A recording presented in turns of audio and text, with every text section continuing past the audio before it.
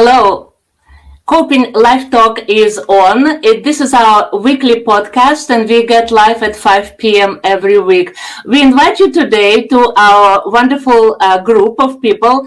Kenji Sheehan and Scott Kiddle are our co-hosts and co-creators of this podcast, and Nancy Clisbee.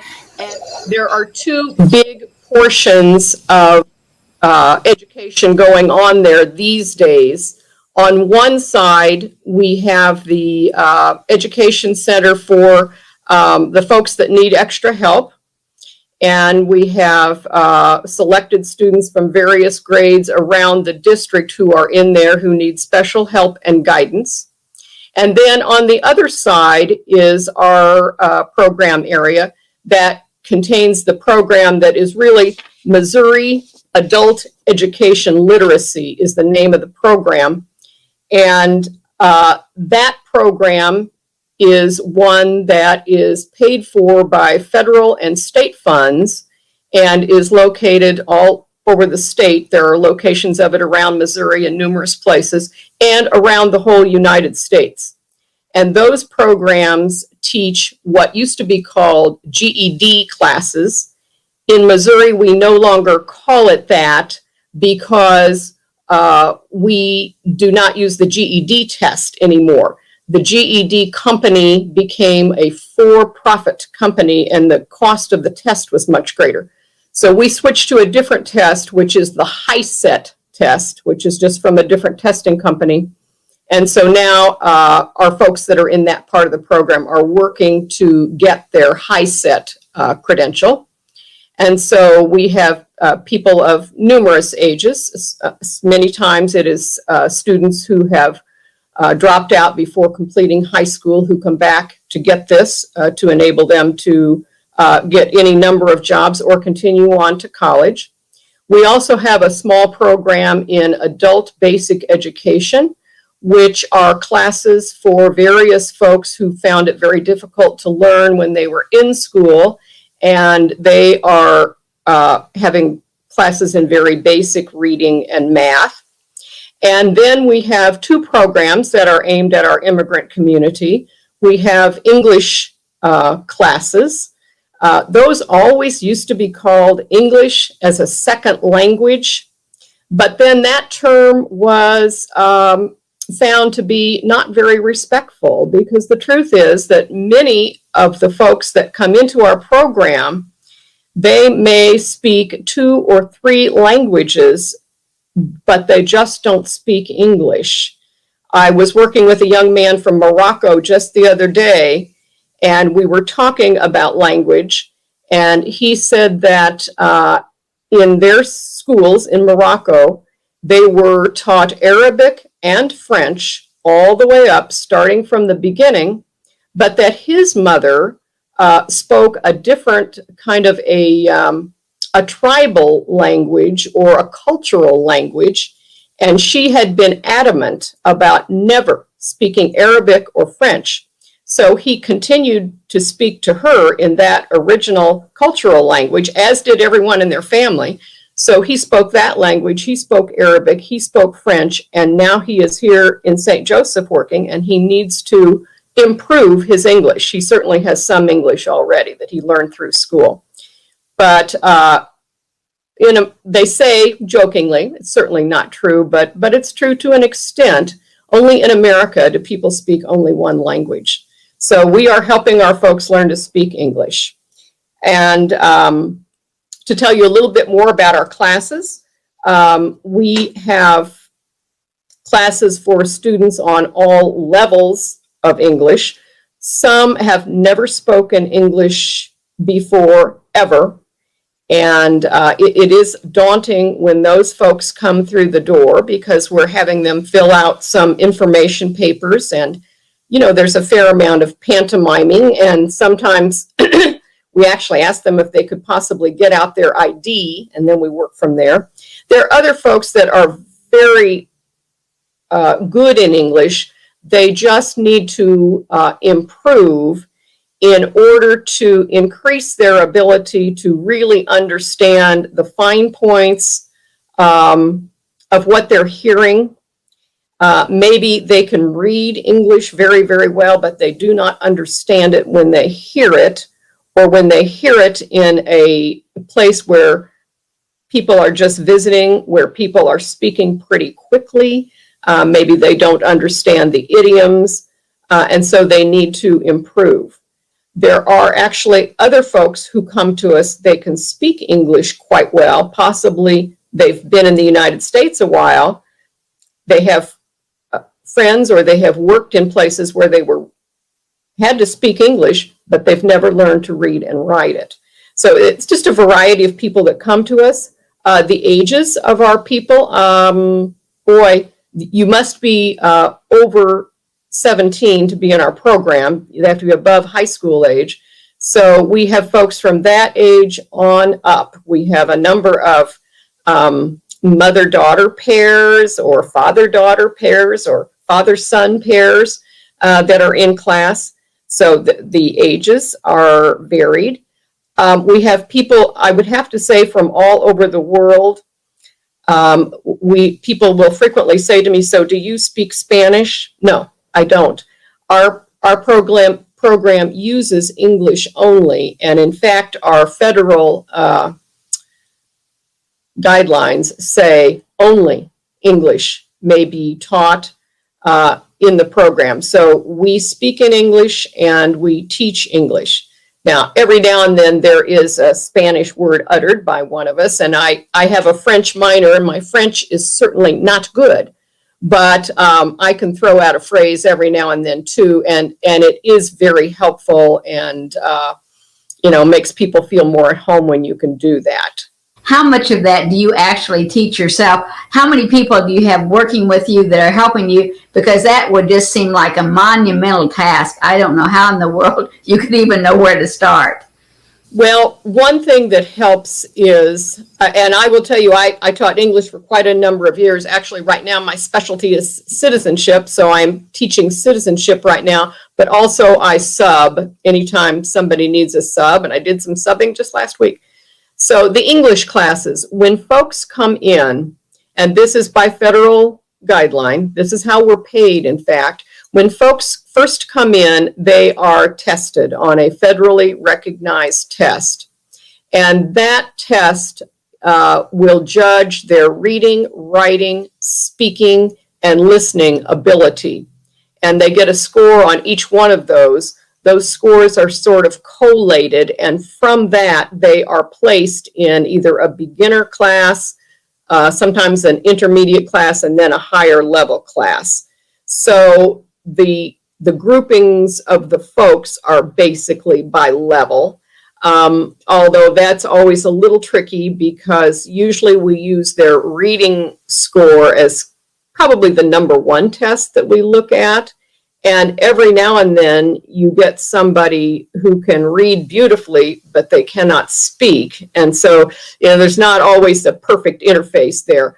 But so we start with people that are pretty much together in a group at the same level. We are now using the program that is called Burlington English, which is a program that is used internationally to help teach students, and that has been a big change for us. It has very carefully orchestrated lesson plans and online lessons. All of the teachers are good about bringing in fun things and things that allow people to share some of their personality and interact. I have a question about what you shared with us last year, actually 2 years ago, at Francis Street. I know it's lots of time passed, right, Candy and Scott?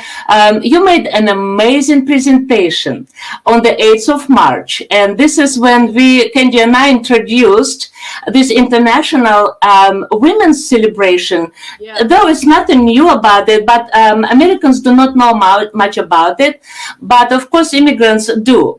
And that's why your presentation was double meaningful. First of all, it was, as I said, on such a special day. And second, because you talked about how you work with immigrants. And then you mentioned today the citizenship preparation. And this is a nationwide program. But also what you said that, and this is what you just commented on, that many people sort of fall off. And even back then you said, even before COVID, people fell off because, and this is since our program is about coping, how people cope, and the Americans cope in one way. But if you just think for a minute, what does it take for an immigrant to make it to your center? And so it was very important for us, for our church, before we start hosting Micronesians in our church, to know what we need to be aware of, what kind of culture we are dealing with. But also, at that time, you mentioned that people just drop off. And not because they're lazy, not because they take it for granted, but simply because of the transportation, many children, also other obligations, our hourly work schedule. So could you share a little about that? Absolutely. Number one, they have left behind everything in their home country. Even if they have come with people they love, with some people that they know, they still know that they are outsiders and they are uncomfortable in many situations. Not that they are angry or anything like that, but maybe they are rather withdrawn from situations where the rest of us are feeling quite comfortable. So they feel like an outsider.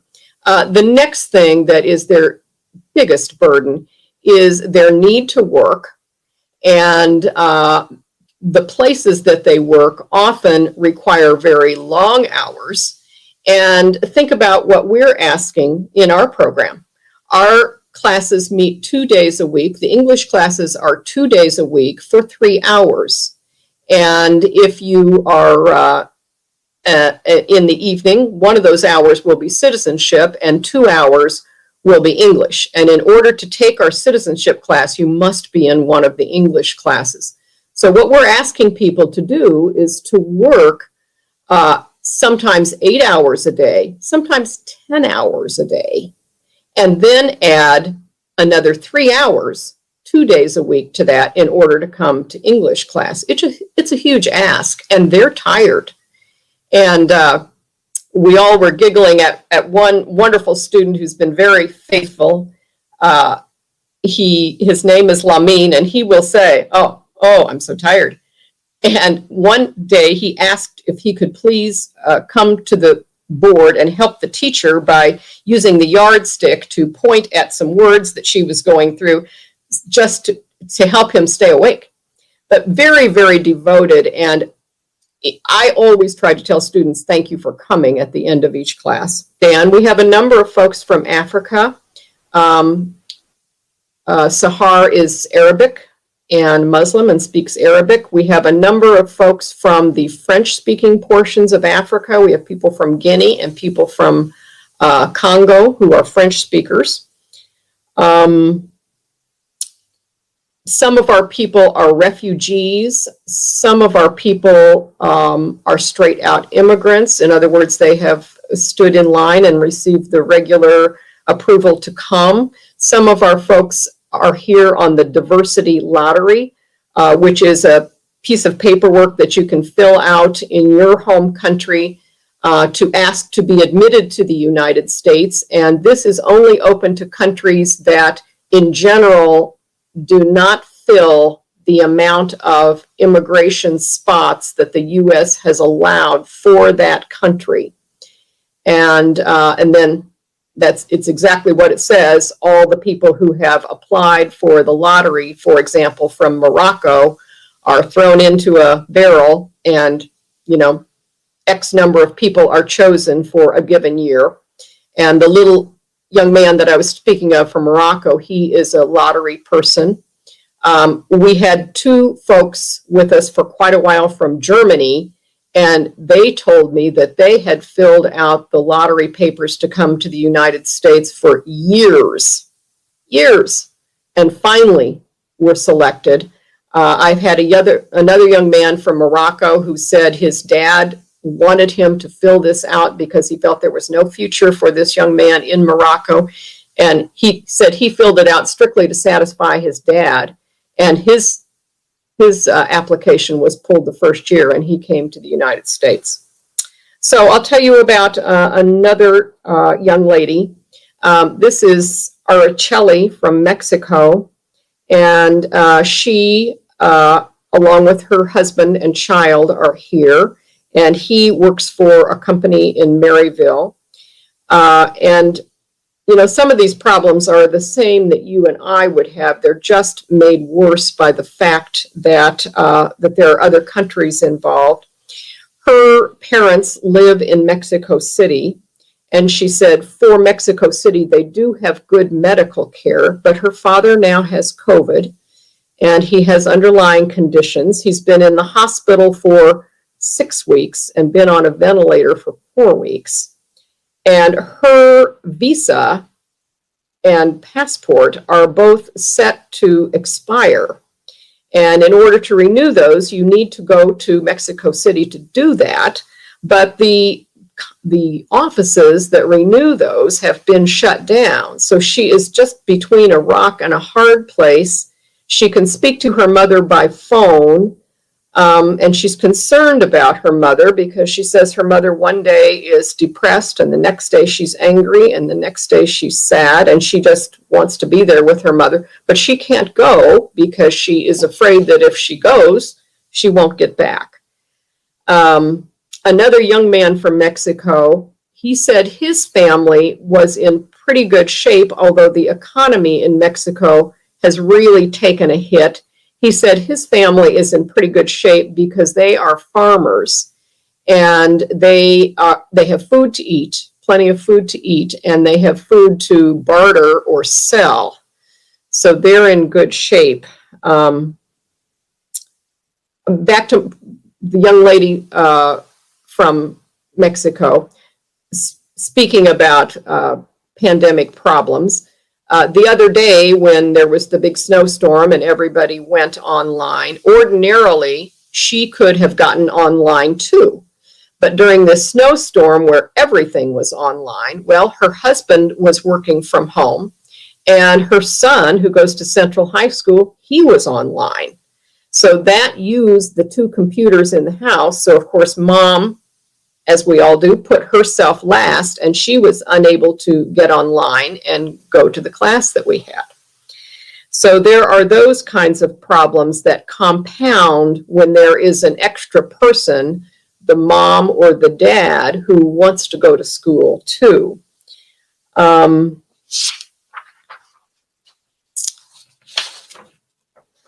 More about the young man from Morocco. And I would say he's about 27. Very, very, so eager to learn English, pretty good already, but certainly lots to still learn. He works at Triumph Foods, and we just were having conversation the other day. He arrived in the United States 12 months ago in Houston, and is a diversity lottery young man. And apparently there were 4 folks who had been lottery winners who came to the United States at the same time. They did not know each other prior to getting on that plane. But somebody in the group knew someone from St. Joseph, Missouri. So they all four of these young people came to St. Joe about the age 25, 26, 27. And this young man seemed quite well educated to me, and he is working at Triumph. And I asked him if this was the sort of job that he expected when he came to the United States. And he said yes. He knew it was going to be difficult. And he said, it's okay, I can work that job. And I said, what would you like to do? And he said, well, he would like to be a cook and work in a restaurant. And he said he had been around to some restaurants, but of course, no restaurant is hiring at this time because so few folks are eating out. And, they're doing good to employ the folks that they had before the pandemic. So he said that seemed to be completely blocked off to him at the moment. And we said, well, hopefully, things will open up here at some time. I asked him if they had friends, and they said, yes, they did have friends. And they had connected with the group of people from Morocco who is in the United States. And I know that there are a number of those folks. And I mentioned someone that I knew, and he said, yes, he knew that person. So I was glad to hear that. He said, of course, they would like to socialize more, but they're just not able to do that. And he said, and sometimes we hear people say this, but not very often, the folks that are working at Triumph and working long hours, he said he wished there were more hours of class available to him. So you can see that he really is dedicated to his education. Another one of our young men, Miguel, who has been in our program for quite a long time, he is a server in a restaurant. And he said he had worked in that restaurant for a long time, so he still has his job. And he said, of course, there was not much business immediately after the pandemic. Then they picked up with carryout, and he said they're doing okay now. But he said that, tips are down and all of those things that go along with that. Do you have any questions about individual students? I've got a couple of other little topics I would move on to, but if you have any questions about individual people and how things are operating, Scott, did you have a question? Yeah. It seems like we have plenty of questions. Your stories are so interesting, and I think it is making it so personal. Yeah. Because it's one thing to talk about programs and who is involved and how it works and difficulties and how people cope. But when you bring up names and tell a story about the difficulties of traveling during COVID, especially children, pregnancies, it just really breaks my heart. And I'm an immigrant, because maybe that's why it just breaks my heart even harder. But I know that Candy, Scott, so many friends of mine, people are very passionate and compassionate and understand what it takes. So Scott had a question. Yes. Yes. So I've been in St. Joseph now for, what has it been, 3 years, I guess we've been here. And I've been fascinated by the breadth of the diversity of immigrants in St. Joseph. And so I'm just curious, as I think would a number of other St. Joseph folks be, what are some of the most common countries of origin for immigrants? Yes, we do have a big chunk of Hispanic folks who are from all over. They are from Mexico, but they are from Guatemala, Honduras, all of those areas. We have a nice representation of folks from Venezuela right at the moment. There is a large population of folks from Myanmar, which is the same as the old Burma here. And they have been students of ours for a long time. So there are a good group of them. There are even a couple of, they have been able to establish 2 churches, I believe. So they've been here a while. And they are absolutely making a home in America. And they were virtually all refugees. So, they are here to stay, and they are wonderful people, even to the fact that we realized that they, at one time, were working 10 hours every day, whereas other folks were only working 8 hours. And finally, we asked a question, why are you folks from Myanmar working so many hours? And one of them very honestly said, we will do whatever the bosses tell us. I mean, that is their culture. They do not drink, they do not do drugs, and they will do what they are asked to do. And they have very high standards of respect built into them. And just as an example, they always called me teacher, never Nancy, which is what the majority of the students call me, is Nancy. But they have been trained since their childhood to speak with respect to a teacher and call a teacher teacher. So just a cultural difference. So we have a lot of those folks. We have people from Guinea in Africa. We do have people from Congo. I'm trying to think. I'm kind of running down the list. We have one lady from the Ukraine right now in our evening program. We have had people from Germany. We have had people from Vietnam. We have had people from Micronesia. Just all over, really. It's amazing. I know that one year we kept count, and in one registration we had 27 different either countries or languages represented. And you have to realize that in some countries there are several languages spoken. And so that it's just fascinating, honestly. It is. And that's one reason I like it, is I like it. Absolutely. I have a question. Nancy, I think Candy had a question. Did you? Yes. Okay. I have a question about, once we stopped, Scott and I stopped for lunch at 5 men and something? Five guys? Yes, 5 guys. 5 guys. And we met there 3 young men who spoke and who looked different. They had dark complexion and spoke the language that we tried to listen and we could not put it at all, could not place it.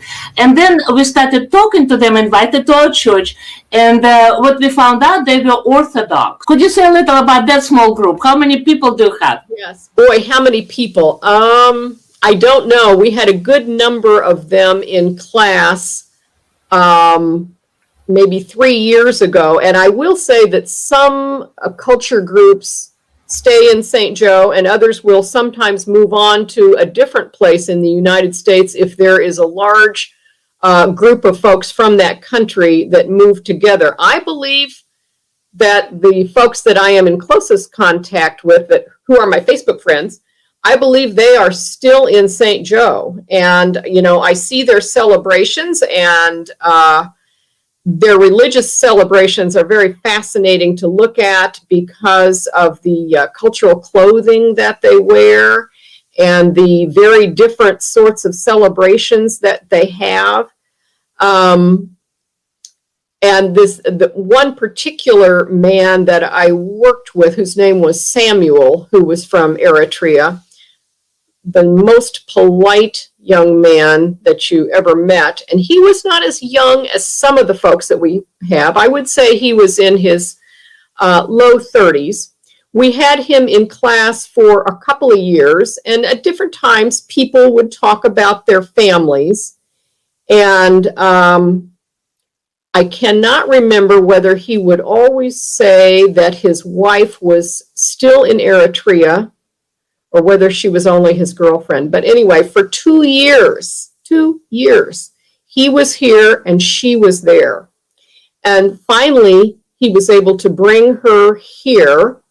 And now they have 2 darling little children. And she came to our class too, just absolutely the most gorgeous girl you've ever laid your eyes on. And then they had friends that came with them. And they, of course, each of the moms had a baby, and then time passed and each of the moms had a second baby. Well, that second baby makes it pretty hard to come to school. So they haven't been to school in a while. but they are just wonderful people, and that also seems a really wonderful group. I did look up at the time in Eritrea, they had been run by a military group, which just was horrible. So they also had come as refugees. And one interesting thing about a refugee, many of our people long to go home to see their families. And the idea about citizenship is that when you are a refugee, what you have claimed, you have stated, is that things are so bad in your country, you want to live. You want to leave. And so you don't just say you're a refugee. You have to apply to the UN office in the country where you start at and fill out the paperwork to become an official UN refugee. And you are investigated, yada, yada. And then you are generally given several countries to choose from if you wish to actually leave the country. And so as a refugee, you cannot go back home and visit your country. Otherwise, you're saying, no, it's really not that dangerous for me. Then you would lose your refugee status. And so only when you become a U.S. citizen, then can you go back and visit your home country. So that's who those folks are. And of course, we've had people from Egypt, we've had people from Ethiopia, we've had people from Somalia, and it kind of changes as the years go by. The question I had, I'm just curious, because I know COVID must have had an impact, and the fact that in the last 4 years we've kind of closed down our borders, I thought, but it sounds like the population, have you seen a decrease in immigrants here in our community, or does it seem to be steady in spite of things that are going on? I would have to, and it's purely a guess, I would have to say it is staying steady. Now, some people have moved in and moved out because of various artificial things. Triumph Foods, for example, used to take immigrants from all over the world. Now they have a rule that you must be able to read or understand English or Spanish or Burmese. That's how many Burmese they have working there. And so if you can read or understand one of those three languages, and I don't believe that that's changed, but it's possible that's been changed since I checked it out last, you can work there. And when they made that rule, there were a number of folks who, for example, were French speakers. There was a bigger population from the Congo here in St. Joe, and many of those folks moved to a processing plant that is in Milan, Missouri, because that plant did not have that restriction. Now, as to whether our population is growing or lessening, I don't know. It seems like we don't have quite the big numbers coming for class in general that we had yet. The last time I was down at Triumph, there are huge numbers of immigrants working there. And, it is no secret that they have a fleet of vans that bring immigrants from Kansas City to St. Joseph to work at the plant every day. And when we are there recruiting students for our program, we also take the program information for the AEL classes in Kansas City, because we will say, English class, free English class in St. Joseph. And many people will just go like this and they will say Kansas City. And so we'll say, here, we have the information for Kansas City. So anymore, actually, when we're down there, I feel like we're doing as much recruiting for the Kansas City program as we are for our own program. So I don't know whether a larger percentage who work at Triumph are Now, coming from Kansas City or not, I don't know that answer. And by far, all of our students do not come from Triumph. There are other plants from which they come. For example, the Daly's plant that is a bacon processing plant. We have some from Nestle. We have some folks who come who are related sometimes to people from Beringer, or even related to folks who have come to work at the college. And a variety of other places around. But we do have a lot that come from the processing plants. Well, one thing I just had to ask, because I do want to know, you made me want to be a babysitter. I didn't know it, but I want to take care of that baby. But my big question is this: what do you think is the most pressing need of the immigrant community right now? Actually, babysitting probably would be one of the number one needs. Because my friend Sahar, because I gave her the name of several places, and they had various requirements that she was unable to meet. Why exactly, I don't know, and I did not go through every bit of it with her. And of course, a newborn. There are very, very few places that take newborns, and newborn care is extremely expensive.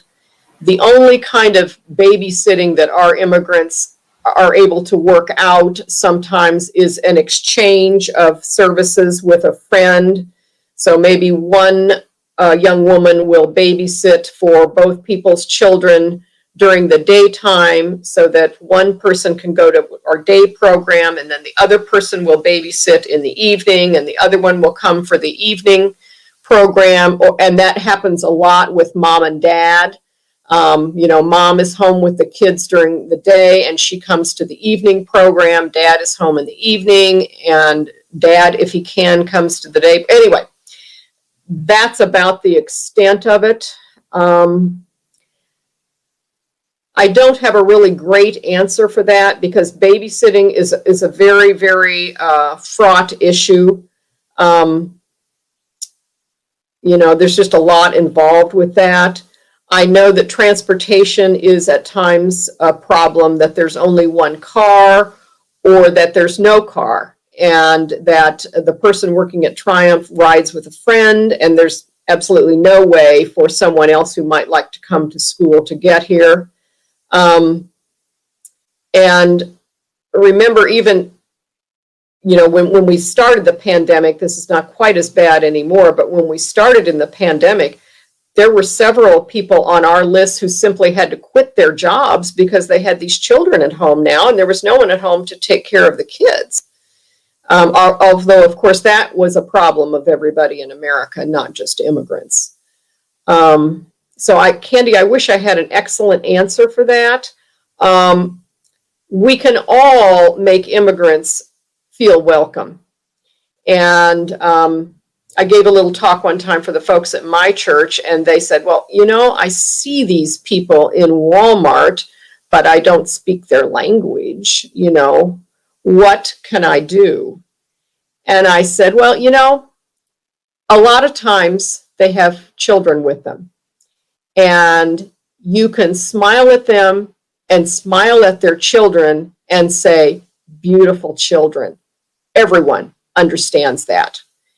And just a smile, or to point at a product and say, oh yeah, this is good stuff, and sometimes we only think they don't understand us. Some of them have pretty fair English, you just haven't talked to them yet. So, and that's very true. That's very true. Reach out and speak to people, and if they don't understand, you can always just give a big smile and say, it's okay, it's okay,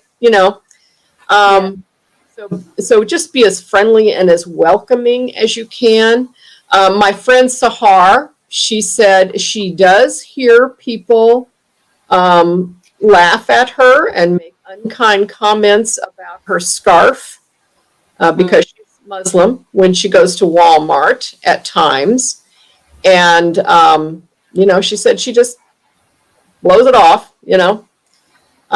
which I'm sure, she's learned to do. We all have one of our coping skills, Yes, absolutely. I have a question that relates to coping, especially during COVID. But this time it's about Asian community, because we have quite a few Asian people, and but you probably already know where I'm going with China, because all over the country the violence actually was horrific against people who came from China, and those immigrants have. I mean, China has nothing to do with generating this virus, but so especially it's ridiculous and it's cruel and unexplainable how people who are educated would suddenly put it against Asian community, and especially against Chinese. Some people were murdered because of that. And so, of course, nothing. Did you hear anything in St. Joseph? I didn't, but maybe you did. No, I have not heard anything about that in St. Joseph. I don't believe we have anybody from China right at the moment.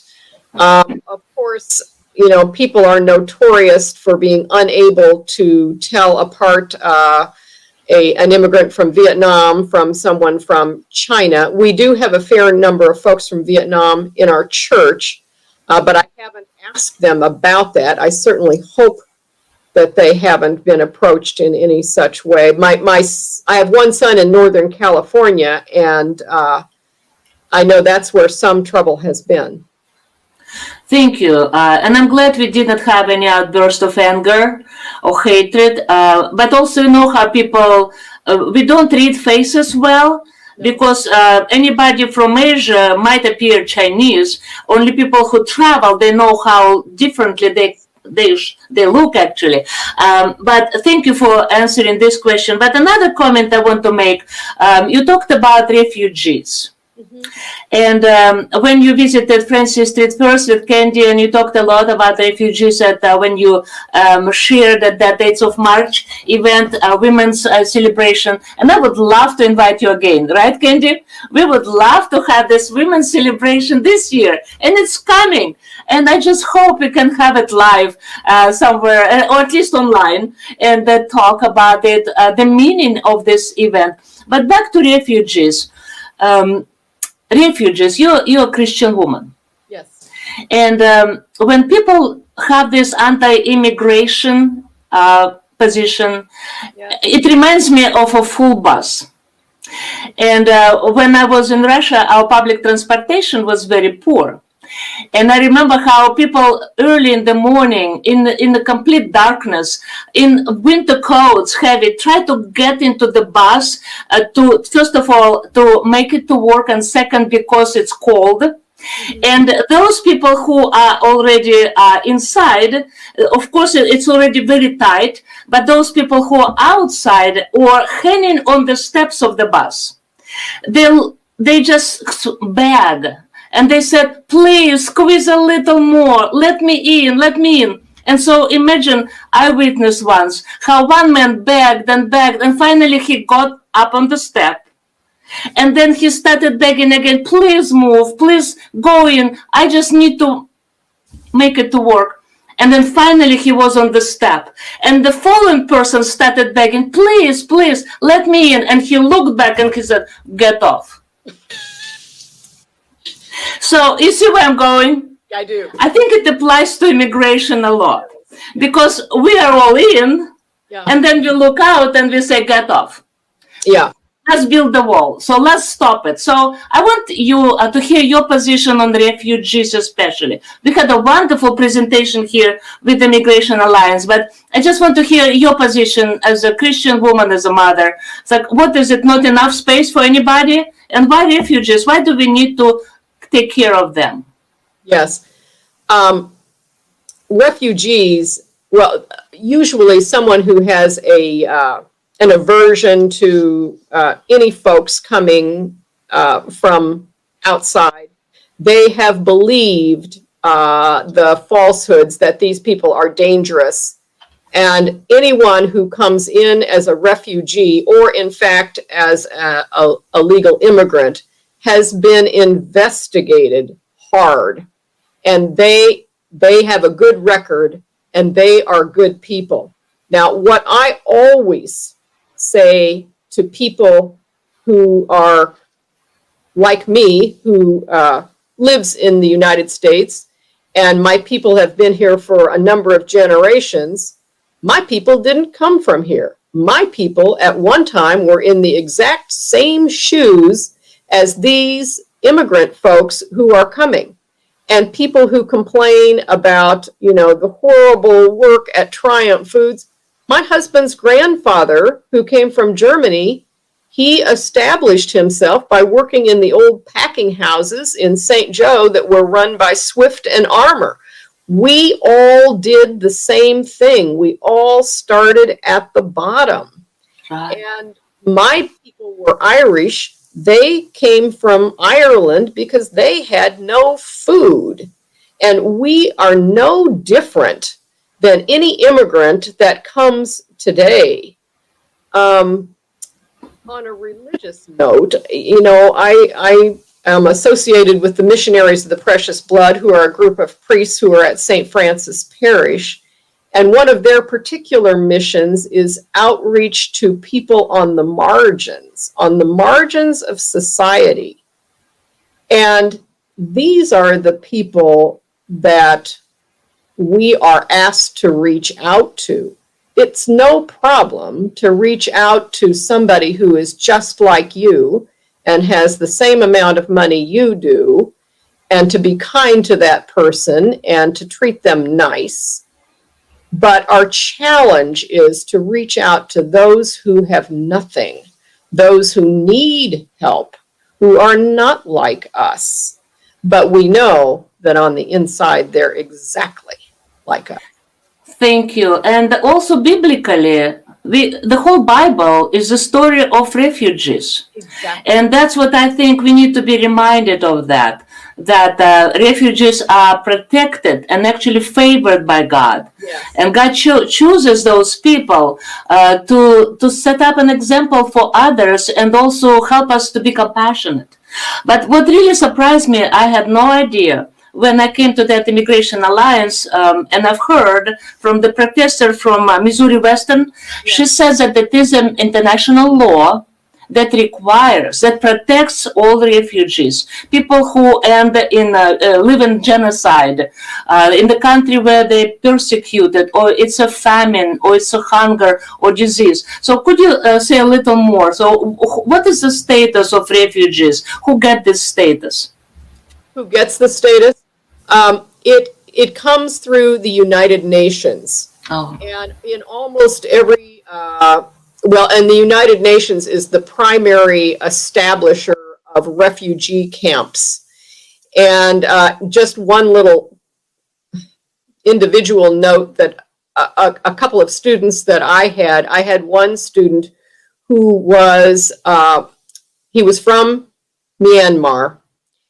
And always when we would go around the room and people would say their home country, he would always say, sometimes he would say, I'm from Myanmar, and sometimes he would say, I'm from Thailand. And so finally we kind of said, what's the story here?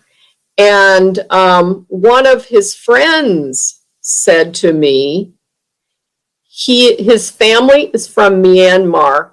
He's never been in Myanmar. This young man was born in the refugee camp in Thailand to Burmese parents who had escaped from Burma, now Myanmar, and he had lived his entire life in the refugee camp in Thailand, and finally was granted refugee status and came to the United States. And we have had numerous other individuals who spent great amounts of time in that camp in Thailand. And if you look it up, you want to say, well, how many people are in this camp? And it's like a city, it's like 100,000. And we had one person who had been a fourth grade teacher in the camp. These are, in a lot of cases, these are not little places with 2 tents.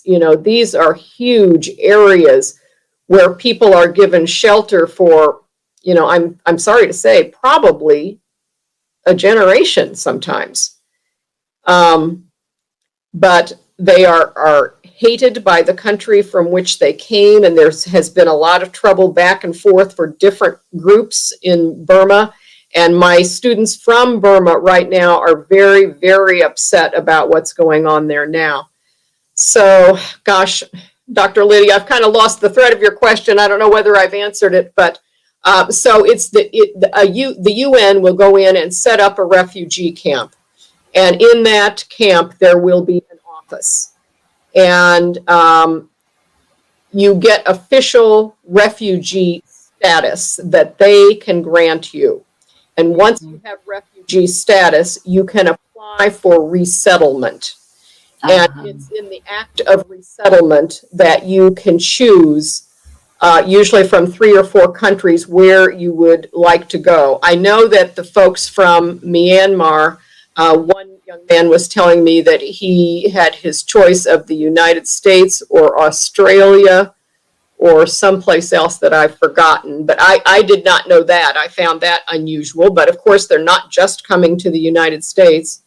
So absolutely, yeah. They can be. I know my friends, my classmates actually live in New Zealand and London because they were some political refugees, others economic refugees, or maybe minority groups like the Jews or Armenians also because of the persecution. Thank you, Nancy. That was an amazing conversation, and we are so happy and looking forward, right, Candy?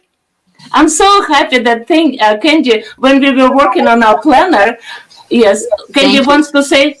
I just want to say thank you so much for being here. That was so informative, and keep me in mind. What I wanted to say that during this time since we started our Coping Life Talk, we've learned so much about coping, and our audience as well. And our audience grew from 60 people to sometimes up to 2.6K, which is 2,600 people watching us. So we are hoping with your help, all people who watch us and this wonderful guest like Nancy, that we will continue growing and learning ourselves and also teaching others about how to develop coping skills. Whoever you are, immigrants or Native Americans or Americans, citizens, elderly people or younger people, high school students, women or men, whoever, coping skills are always needed and important. Next, so thank you, Nancy, again. Thank you, Candy. And thank you, Scott. We will see you next week. Goodbye. Bye-bye.